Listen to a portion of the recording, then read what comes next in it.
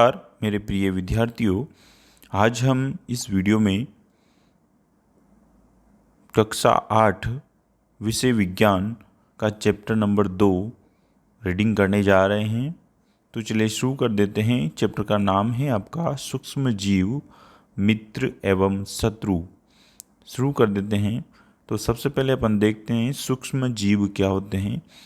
हमारे आसपास कुछ ऐसे जीव भी होते हैं जिनको हम अपनी आँखों से नहीं देख सकते। उन्हें देखने के लिए हमें विशेष यंत्र की आवश्यकता होती है, जिसे हम सूक्ष्मदर्शी के नाम से भी जानते हैं और उसको मैग्नीफाइंग के नाम से भी जानते हैं, मैग्नीफाइंग लेंस भी कह सकते हैं। तो ऐसे जीवों को सूक्ष्म जीव कहा जाता है। एग्जाम्पल के रूप में आपने देखा होगा कि पानी के दिनों में, वर्षा के दिनों में जो आपकी रोटी है उस पर उसको 1-2 दिन रखने के बाद उस पर कुछ धब्बे नुमा आकृतियाँ बन जाती है और फफूंद आ जाती है। तो ये जो फफूंद है और ये जो धब्बे हैं, ये किसका सिंबल है? सूक्ष्म जीव पैदा होने का। आगे बढ़ते हैं। सूक्ष्म जीवों को 4 मुख्य वर्गों में बांटा गया है। यह वर्ग हैं जीवाणु, कवक, प्रोटोजोआ एवं कुछ शैवाल। जीवाणु, शैवाल, प्रोटोजोआ एवं कवक के कुछ सामान्य सूक्ष्म जीव जो है उनके चित्र आपको आगे दर्शाए गए हैं, तो हम आपको बता देंगे। अब सबसे पहले पढ़ लेते हैं विषाणु के बारे में, जिसे वायरस बोला जाता है। ये भी सूक्ष्म जीव ही होते हैं, परंतु ये अन्य सूक्ष्म जीवों से भिन्न होते हैं। ये केवल परपोषी में ही गुणन करते हैं, मतलब इनका खुद का शरीर नहीं होता है, दूसरे जीव के शरीर में ही ये अपना गुणन करते हैं, अपनी वृद्धि करते हैं। अर्थात जीवाणु पौधे एवं जंतु कोशिका में ही ये गुणन करते हैं। विषाणु के चित्र आपको 2.5 में दिखाया गया है, मैं अगले पेज में दिखा दूंगा।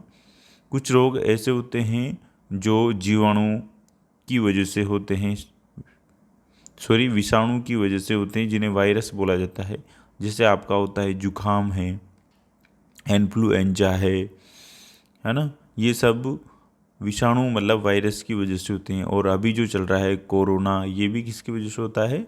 विषाणु मतलब कि वायरस की वजह से होता है। और इनमें से कुछ रोग ऐसे होते हैं जैसे कि पोलिया है, कसरा है, ये भी वायरस की वजह से ही होते हैं। अतिसार और मलेरिया जो रोग होता है, प्रोटोजोआ की वजह से होता है। टाइफाइड और जो टीबी होता है, क्षय रोग जिसे बोला जाता है, ये जीवाणु द्वारा होने वाले रोग है। किससे? जीवाणु मतलब बैक्टीरिया से ये रोग होते हैं। अब यहाँ पर आपको कुछ डायग्राम दिखाए गए हैं, उनको देख लीजिए ध्यान से। ये फर्स्ट वाला रेड वाला डायग्राम है स्पाइरल जीवाणु का। इसकी स्ट्रक्चर स्पाइरल लाइक है। और ये है छद्मनुमा जीवाणु, इस प्रकार के होते हैं जीवाणु। आगे और भी कुछ डायग्राम दिए हुए हैं, जैसे कि शैवाल के डायग्राम हैं, प्रोटोजोआ के डायग्राम्स है, आपकी एनसीईआरटी की बुक में दिए हुए हैं सब। कवक्स के डायग्राम हैं, जैसे राइजोपस है, पेनिसिलियम है, एस्परजिलस है। ठीक है, आगे बढ़ते हैं। अब ये वायरस का यहाँ पर डायग्राम दे रखा है, फिगर। इस प्रकार के वायरस होते हैं विषाणु। अब हम बात करते हैं सूक्ष्म जीव कहाँ रहते हैं। सूक्ष्म जीव सामान्यतया एक कोशिकीय होते हैं, जैसे कि है जीवाणु और कुछ शैवाल एवं प्रोटोजोआ। जबकि कुछ सूक्ष्म जीव बहुकोशिकीय भी होते हैं, जैसे कि शैवाल और कवक। सूक्ष्म जीव शीत मौसम में भी रह सकते हैं, ठंडे मौसम में भी होते हैं और उष्ण वाले में भी होते हैं। ये जो सूक्ष्म जीव है हमारे वातावरण में हर एक जगह पर पाए जाते हैं। जैसे कि किसी भी व्यक्ति के शरीर में भी सूक्ष्म जीव पाए जाते हैं, किसी जानवर के शरीर में भी, किसी पौधे के शरीर में भी हर जगह पर आपका सूक्ष्म जीव उपलब्ध होते हैं, अलग अलग प्रकार के। सामान्यतया सूक्ष्म जीव दूसरे जीवों के ऊपर आश्रित रहते हैं, और इनमें कुछ अपवाद भी हैं। जैसे अमीबा सूक्ष्म जीव अकेले रह सकता है, जबकि कवक एवं जीवाणु समूह में रहते हैं। आगे हम चलते हैं। अगला टॉपिक है आपका बुक का सूक्ष्म जीव और हम। दोस्तों, ये सूक्ष्म जीव हमारे लिए बहुत ही लाभदायक भी होते हैं और बहुत ही हानिकारक भी होते हैं। तो जो लाभदायक होते हैं उनको हम पढ़ते हैं। अगला टॉपिक है मित्रवत सूक्ष्म जीव,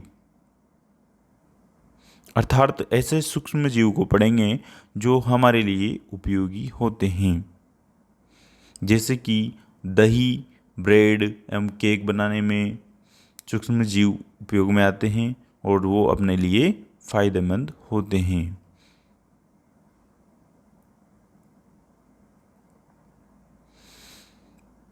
दोस्तों, पर्यावरण को स्वच्छ रखने के लिए भी इनका उपयोग किया जाता है।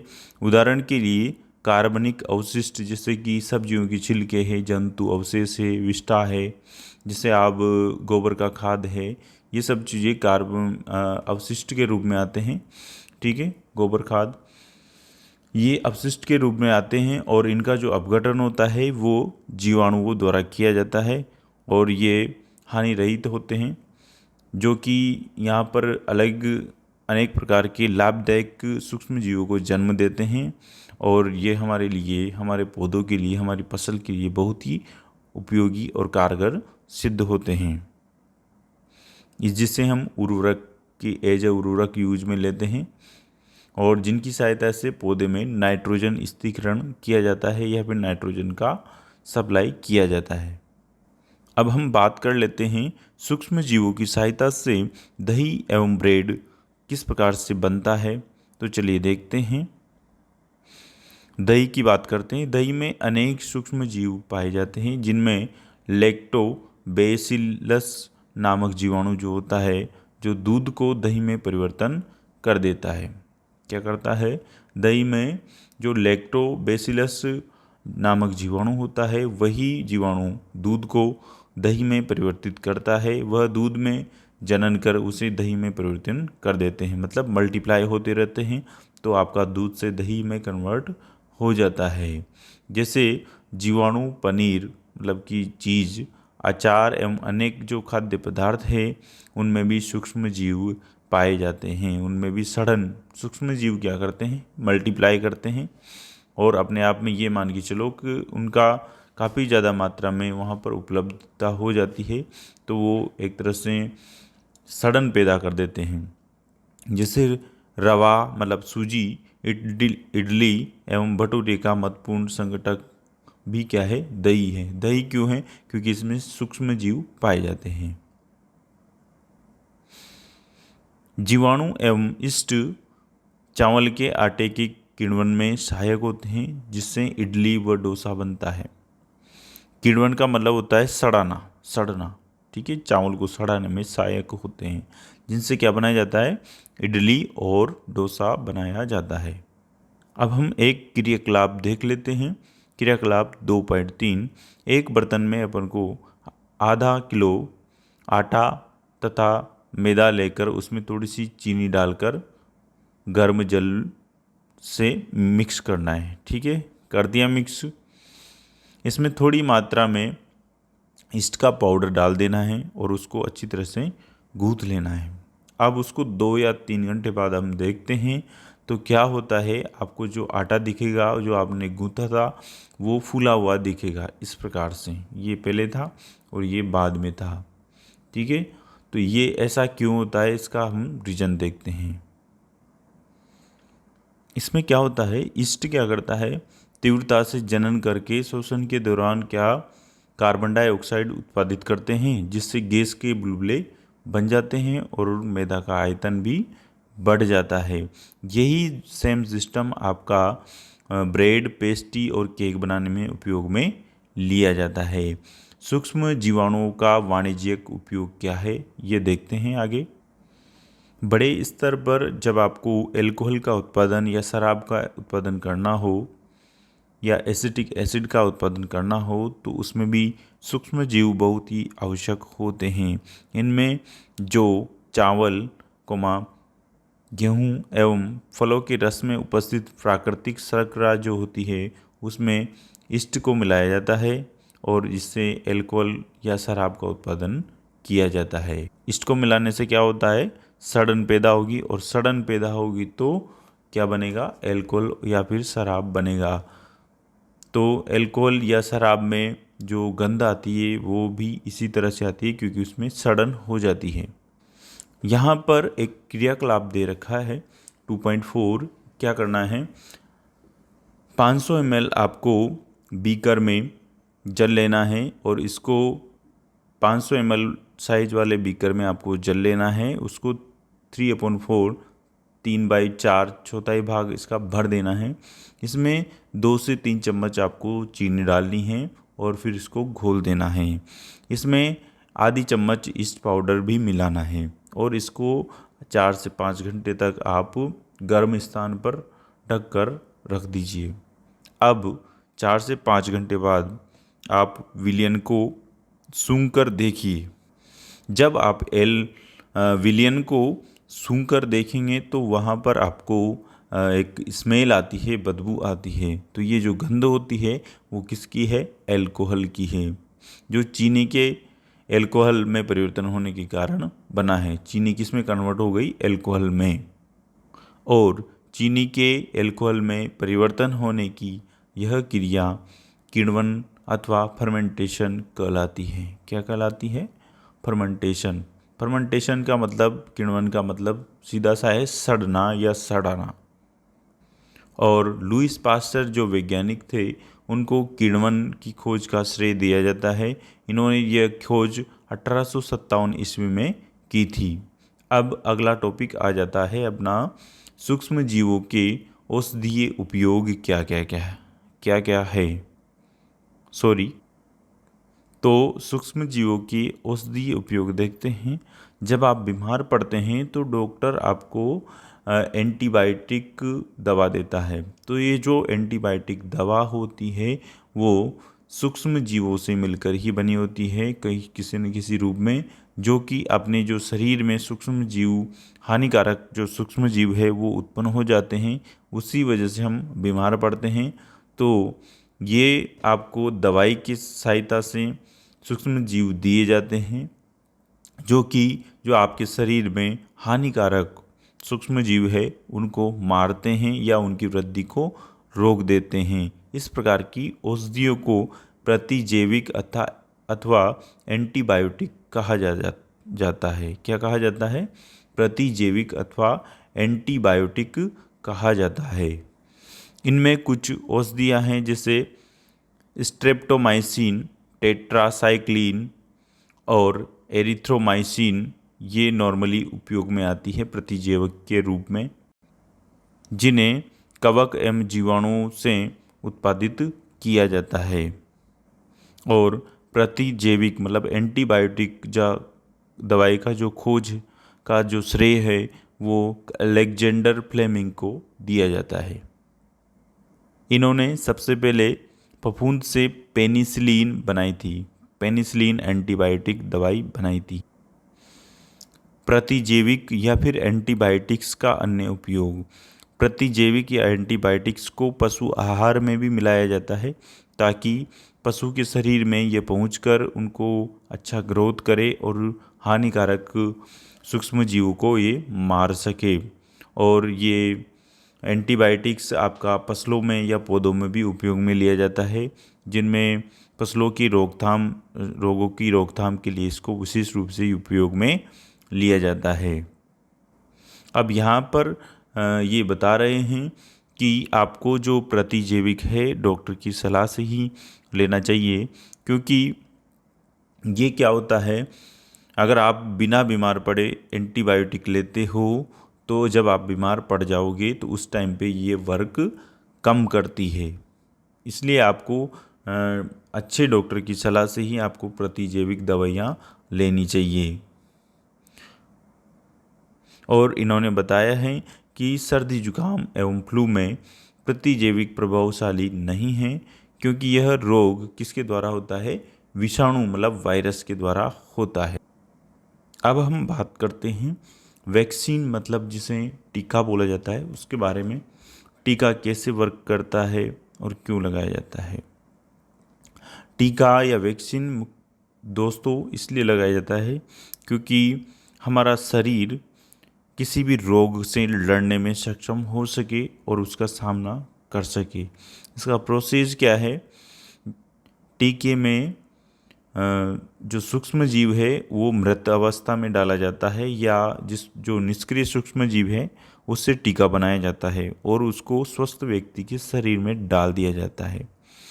अब जब आप सूक्ष्म जीव को, जो हानिकारक सूक्ष्म जीव है उसको निष्क्रिय रूप से हमारी बॉडी में डाल दोगे तो हमारी बॉडी उसको हराने में का प्रयास करेगी और एक दिन हरा देगी, मतलब एकदम से हरा देगी, मतलब वो अटेंशन हो जाएगी, एकदम से सावधान हो जाएगी कि अगर इस तरह का सूक्ष्म जीव आगे भी फ्यूचर में आया हमारी बॉडी में तो हम उनसे लड़ सके। तो जब भी अब कुछ टाइम बाद जब भी आपका शरीर में सूक्ष्म जीव प्रवेश करते हैं जो कि हानिकारक हैं किसी भी रूप में, तो अब आपका शरीर एकदम से तैयार होता है उन सूक्ष्म जीवों से लड़ने के लिए। किन सूक्ष्म जीवों से, जिनका उसके शरीर में पहले से टीका लग चुका है, मतलब वैक्सीन लग चुकी है। तो इस प्रकार ये सूक्ष्म जीव वर्क करते हैं और जो आने वाले सूक्ष्म जीव हैं उनको नष्ट कर देते हैं। और इसी पद्धति से आपका हैजा, क्षय, चेचक तथा हेपेटाइटिस जैसी वैक्सीन को तैयार किया जाता है और बीमारी को बढ़ने से रोका जाता है। चेचक का जो टीका है उसकी खोज एडवर्ड जेनर ने की थी 1798 ईस्वी में। आगे चलते हैं, अब बात करते हैं पोलियो की। पोलियो को जो टीका है वो भी एक तरह से वैक्सीन है और इसी तरह से वर्क करता है। और चेचक का भी इसी तरह से पूरे विश्व में इसका उन्मूलन हो चुका है, चेचक का मतलब समाप्त हो चुका है टीके की सहायता से। अब अगला बेनिफिट देखते हैं सूक्ष्म जीवों का। मिट्टी की उर्वरकता में वृद्धि करना। कुछ जीवाणु एवं नीले हरे शैवाल वायुमंडलीय नाइट्रोजन का स्थिरीकरण करते हैं, मतलब कि क्या करते हैं ये जीवाणु, वायुमंडल में जो नाइट्रोजन उपस्थित है उसको ग्रहण करते हैं और उसको मिट्टी में मिला देते हैं, मिक्स कर देते हैं। और ये जो जीवाणु और ये नीले हरे शैवाल है इनकी सहायता से आपके पौधे में नाइट्रोजन पहुंचती है और नाइट्रोजन का मिक्सचर हो जाता है, जिससे आपका उर्वरकता में वृद्धि हो जाती है, मतलब कि पैदावार में वृद्धि हो जाती है।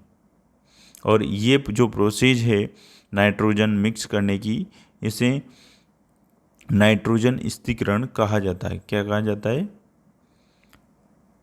नाइट्रोजन स्थिरीकरण कहा जाता है। आगे चलते हैं, नाइट्रोजन स्थिरीकारक साइनोबैक्टीरिया, ये आपको डायग्राम यहाँ पर दे रखा है, ठीक है।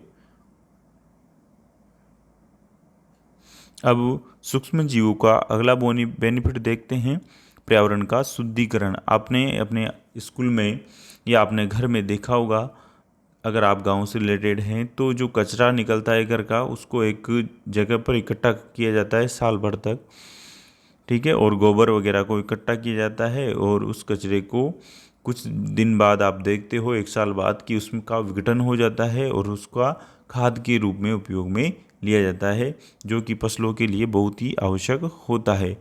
तो इस तरह से ये पर्यावरण के लिए भी बहुत ही अच्छा है, क्योंकि वो कचरा था वो पर्यावरण प्रदूषण करता, और जो गोबर था अगर उसको आप जलाते डायरेक्टली तो उससे प्रदूषण ज़्यादा होता, कचरे को जलाते तो तो वो आपको खाद बन गया है, तो आपके वो उपयोग में आ चुका है। तो इसी प्रकार से आप पर्यावरण का शुद्धिकरण भी कर सकते हैं। दोस्तों, जो सूक्ष्म जीव है वो मृत मरे हुए जीवों या मरे हुए या बेकार जो अवशिष्ट पदार्थ होते हैं, जो जैविक पदार्थ होते हैं, उनको उनका अपघटन करके उनको सरल पदार्थों में परिवर्तित कर देते हैं। यह पदार्थ पौधों एवं जंतुओं द्वारा पुनः उपयोग में लिया जाता है। कैसे? खाद के रूप में। इस प्रकार जो हानिकारक एवं दुर्गंध युक्त जो पदार्थ है उनका निम्नीकरण हो जाता है, निम्नीकरण। और इस प्रकार आप सूक्ष्म जीव का उपयोग फायदेमंद के रूप में कर सकते हैं। अब हम देखते हैं कुछ सूक्ष्म जीव ऐसे भी होते हैं जो हमारे शरीर के लिए या हमारे पर्यावरण के लिए हानिकारक होते हैं, उनके बारे में पढ़ते हैं। तो चलिए शुरू करते हैं। अब कुछ सूक्ष्म जीव ऐसे होते हैं जो हमारे शरीर में रोग उत्पन्न करते हैं, और ऐसे जीवों को रोगाणु या रोगजनक सूक्ष्म जीव कहते हैं। ये सूक्ष्म जीव हमारे कपड़ों को, भोजन को, चमड़े की वस्तुओं को भी प्रदूषित कर देते हैं या फिर बेकार कर देते हैं। मनुष्य में रोगकारक सूक्ष्म जीव, जो सूक्ष्म जीव होते हैं वो हमारे भोजन के द्वारा, पानी के द्वारा या बाह्य संपर्क के द्वारा या श्वास के द्वारा हमारे शरीर में पहुंचते हैं, या फिर एक व्यक्ति से दूसरे व्यक्ति में संपर्क होने से भी ये इनका संचरण हो सकता है। और इस प्रकार से ये अगर इनका संचरण होता है तो इनको संचरणीय रोग कहते हैं। जैसे कि हैजा है, सामान्य जुकाम है, सर्दी जुकाम, चिकन पॉक्स है, क्षय रोग है, ये सब संक्रमणकारी रोग है। मतलब ये संचरण होते रहते हैं वायु के द्वारा या खाने के द्वारा या किसी भी प्रकार से अगर आप रोगी व्यक्ति के संपर्क में आते हैं तो। अब कुछ कीट एवं जंतु ऐसे भी होते हैं जो रोगकारक सूक्ष्म जीवों के रोगवाहक का कार्य करते हैं या फिर संचरण का कार्य करते हैं रोग। जैसे कि मक्खी है जो कई स्थानों पर बैठती है और अपने घरों पर आती है, अपने भोजन पर बैठती है और अपन उस भोजन को खा लेते हैं। ठीक है, जब आप उस भोजन को खा लोगे तो उसमें जो हानिकारक सूक्ष्म जीव है वो आ चुके हैं, तो आपका भोजन प्रदूषित हो चुका है। जब आप उसको खा लेते हैं तो आप बीमार हो जाते हैं। तो इसलिए ऐसा बोला जाता है कि भोजन को, ढके हुए भोजन को ही आपको करना चाहिए और अच्छी तरह से उसको ढक कर रखना चाहिए, या तो उसको आपको बहुत ही कम टेम्परेचर में रखना है या फिर आपको बहुत ही ज़्यादा टेम्परेचर में रखना है जिससे कि सूक्ष्म जीव मर सके। जैसे अन्य एग्जाम्पल लेते हैं अपन, जो जीव ये रोगवाहक होते हैं, जैसे मच्छर, मलेरिया जो होता है मादा एनाफ्लीज मच्छर के काटने से होता है। मादा एनाफ्लीज इसका एक वाहक है, ठीक है, और इसके काटने से होते हैं। और इसका वाहक जो है वो प्लाज्मोडियम है। कौन है? प्लाज्मोडियम। और जो डेंगू वायरस होता है उसका वाहक है मादा एंडीज मच्छर। ये आपको फोटो दिखा रखा है यहाँ पे मादा एनाफ्लीज मच्छर का। दोस्तों, जो मच्छर होते हैं मुख्यतया पानी में ही अपना प्रोडक्शन करते हैं, ज़्यादा लार्वा फैलाते हैं, तो इसलिए आपको बोला जाता है कि पानी को इकट्ठा न होने दे ताकि मच्छर कम पैदा हो। अब हम देखते हैं ये टेबल, मनुष्य में सूक्ष्म जीवों द्वारा होने वाले सामान्य रोग कौन कौन से हैं, इनकी टेबल दिखा रखी है एक साथ। मानव रोग, रोगकारक सूक्ष्म जीव, संचरण का तरीका क्या है, बचाव के उपाय क्या है।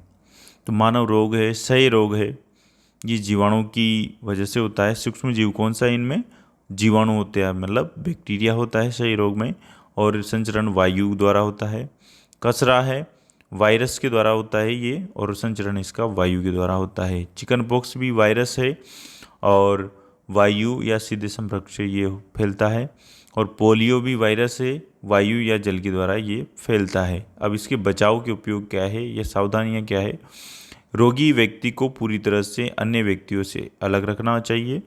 रोगी की व्यक्तिगत वस्तुओं को अलग रखना, उचित समय पर टीकाकरण करवाना चाहिए। अब अगला रोग आ जाता है हैजा और टाइफाइड, दोनों जीवाणुओं की वजह से होते हैं और ये जल और भोजन की सहायता से फैलते हैं। व्यक्तिगत स्वच्छता एवं अच्छी आदतों को अपनाना, भली भांति पके भोजन करना, उबला पेयजल एवं टीकाकरण आवश्यक है। हेपेटाइटिस ए ये वायरस जनित रोग है जो कि जल के द्वारा फैलता है, इसलिए उबले हुए जल का प्रयोग इसमें लाभदायक होता है और टीका भी लगाया जाता है। मलेरिया प्रोटोजोआ जनित रोग है, प्रोटोजोआ जनित रोग है, मच्छर के काटने से ये होता है। मच्छरदानियों का प्रयोग करना चाहिए, मच्छर भगाने वाले रसायनों का प्रयोग करना चाहिए। कीटनाशक का छिड़काव भी आप कर सकते हैं। मच्छर के प्रजनन को रोकने के लिए जल को किसी भी स्थान पर इकट्ठा न होने दें, क्योंकि इससे मच्छर प्रजनन करते हैं, मतलब अंडे देते हैं और अंडे मच्छर बन जाते हैं, मतलब कि अपना प्रोडक्शन करते रहते हैं। किसमें? पानी में। जंतुओं में रोगकारक जीवाणु, हम सूक्ष्म जीवों से होने वाले नुकसानों के बारे में पढ़ रहे हैं या फिर जो नुकसानदायक सूक्ष्म जीव हैं उनको पढ़ रहे हैं। आपको टॉपिक ध्यान रखना है। तो जंतुओं में क्या नुकसान होता है देखते हैं। अनेक सूक्ष्म जीव केवल मनुष्य एवं पौधों में ही रोग के कारक नहीं हैं, मनुष्य और पौधों में ही नहीं है, वरन वे जंतुओं में भी रोग फैलाते हैं। उदाहरण के लिए एंथ्रेक्स मनुष्य एवं मवेशियों में होने वाला भयानक रोग है जो जीवाणु द्वारा होता है। गाय में खुर एवं मुंह का रोग वायरस द्वारा होता है। पौधों में रोग उत्पन्न करने वाले सूक्ष्म जीव कौन कौन से हैं? Important thing is that Robert Koch ने सन 1876 ईस्वी में बेसिलस एंथ्रेसिस नामक जीवाणु की खोज की थी जो एंथ्रेक्स रोग का कारक है। अब यहाँ पर ये सारणी दी हुई है सूक्ष्म जीवों द्वारा पौधों में होने वाले कुछ सामान्य रोग। तो देखते हैं इसमें पादप रोग, सूक्ष्म जीव और संचरण का तरीका क्या है। जैसे नींबू कैंकर है, पादप रोग का नाम, जीवाणु के द्वारा होता है और वायु में इसका संचरण होता है। गेहूं की रस्ट, ये पादप रोग है, कवक के द्वारा होता है, वायु एवं बीज के द्वारा फैलता है। भिंडी की पीत, ये वायरस जनित रोग है जो कि कीट के द्वारा फैलता है। किसके द्वारा फैलता है? कीट के द्वारा फैलता है। आगे बढ़ते हैं। अब आपका टॉपिक आता है खाद्य विषाक्त, फूड पॉइजनिंग जिसे बोला जाता है। तो बात करते हैं फूड पॉइजनिंग क्या होती है। पॉइजनिंग, जब आप भोजन करते हैं और उसमें जो हानिकारक सूक्ष्म जीव है वो अपना बैक्टीरिया जो अपना प्रसार कर लेते हैं और आप उस भोजन को ग्रहण कर लेते हैं, तो ये जो सूक्ष्म जीव है हमारे शरीर में विषैले पदार्थ उत्पन्न करते हैं, जिससे आपके भोजन को या अपने शरीर को विषाक्त बना देते हैं, जिससे रोगी को उल्टियाँ होने लगती है और कभी कभी उसकी रोगी की मृत्यु तक भी हो सकती है। इसलिए हम सभी को अच्छा भोजन करना चाहिए और प्रदूषित संदूषित भोजन नहीं करना चाहिए और भोजन को ढक कर रखना चाहिए। अब हमारा अगला टॉपिक है खाद्य परिरक्षण। मतलब कि ये समझ सकते हैं कि हमारे भोजन का परिरक्षण मतलब रक्षण कैसे कर सकते हैं, बचा कैसे सकते हैं। जैसे कि आप अचार बनाते हो तो उसमें तेल डाला जाता है गर्म करके, वो क्यों डाला जाता है? ताकि सूक्ष्म जीव उसमें पैदा नहीं हो सके और अचार को खराब नहीं कर सके। नमक एवं खाद्य तेल का उपयोग सूक्ष्म जीवों की वृद्धि रोकने के लिए किया जाता है, अतः इन्हें परिरक्षक कहा जाता है। क्या कहा जाता है? इन चीज़ों को परिरक्षक कहा जाता है। अब नमक द्वारा परिरक्षण, जो मांस मछलियाँ होती है उनका परीक्षण भी सूखे नमक में उनको रखा जाता है ताकि उनमें बैक्टीरिया मतलब जो सूक्ष्म जीवाणु हैं वो नहीं लग सके। नमक का उपयोग आम, आंवला एवं इमली के परिरक्षण में भी किया जाता है। चीनी द्वारा परिरक्षण, जैम, जेली एवं स्क्वैश का परिरक्षण चीनी द्वारा किया जाता है। चीनी के प्रयोग से खाद्य पदार्थ की नमी में कमी आती है और जिससे जो संदूषण करने वाले जीवाणु हैं उनकी वृद्धि रुक जाती है और अपना जो भी वस्तु है वो खराब नहीं होता है। तेल एवं सिरके द्वारा परिरक्षण, इसमें मुख्य रूप से इसका उदाहरण है अचार, तेल एवं सिरके में।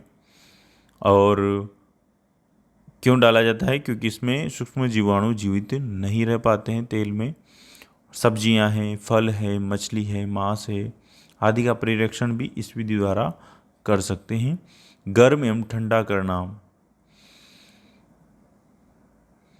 किसी भी वस्तु को आप अत्यधिक गर्म करके और अत्यधिक ठंडा करके भी सूक्ष्म जीवों से बचा सकते हैं। जैसे कि दूध को आपको अगर लंबे टाइम तक यूज करना है तो उसको बार बार गर्म करना पड़ता है।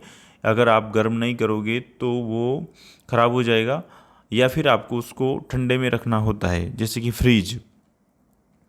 तो आजकल जो दूध आपका बनता है वो इसी विधि से तैयार किया जाता है फैक्ट्रियों में, जिसे पाश्चरीकृत दूध बोला जाता है। उसमें क्या होता है, लगभग 70 डिग्री सेल्सियस तक दूध को गर्म किया जाता है, ठीक है, और एकदम से उसको ठंडा किया जाता है और उसको फिर भंडारण में के लिए भेज दिया जाता है, मतलब स्टोर कर लिया जाता है या पैक कर दिया जाता है, जिससे उसमें जो सूक्ष्म जीव हैं मल्टीप्लाई नहीं होते हैं और उसमें पैदा नहीं हो पाते हैं।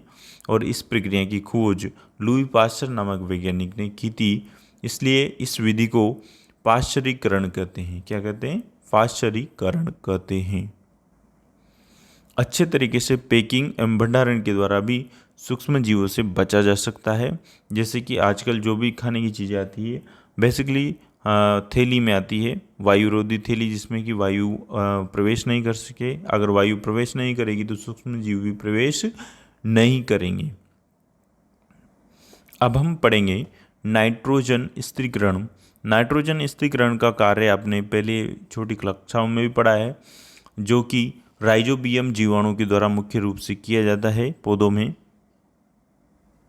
इसमें क्या होता है कि इस राइजोबियम बैक्टीरिया के द्वारा नाइट्रोजन को, जो वातावरण की नाइट्रोजन है, उसको जड़ों में डाला जाता है और जड़ों के द्वारा ये पौधे में आ जाती है।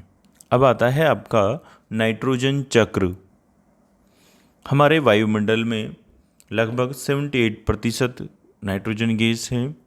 नाइट्रोजन सभी सजीवों का आवश्यक संगठक है, जो प्रोटीन, पर्णहरित, न्यूक्लिक एसिड एवं विटामिन में उपस्थित होता है। पौधे एवं जंतु वायुमंडलीय नाइट्रोजन का उपयोग सीधे नहीं कर सकते। मिट्टी में उपस्थित जीवाणु एवं नीले हरे शैवाल वायुमंडलीय नाइट्रोजन का स्थिरीकरण करके नाइट्रोजन यौगिकों में परिवर्तित कर देते हैं। जब नाइट्रोजन इस प्रकार उपयोगी यौगिकों में परिवर्तित हो जाता है तो पौधे इनका उपयोग मिट्टी में से जड़ तंत्र द्वारा करते हैं। इसके पश्चात अवशोषित नाइट्रोजन का उपयोग प्रोटीन एवं यौगिकों के संश्लेषण में करते हैं। क्या इसके बाद अवशोषित नाइट्रोजन का उपयोग प्रोटीन एवं यौगिकों के संश्लेषण में करते हैं? कौन? पौधे। पौधों पर निर्भर करने वाले जंतु उनमें प्रोटीन एवं अन्य नाइट्रोजनी यौगिक प्राप्त करते हैं।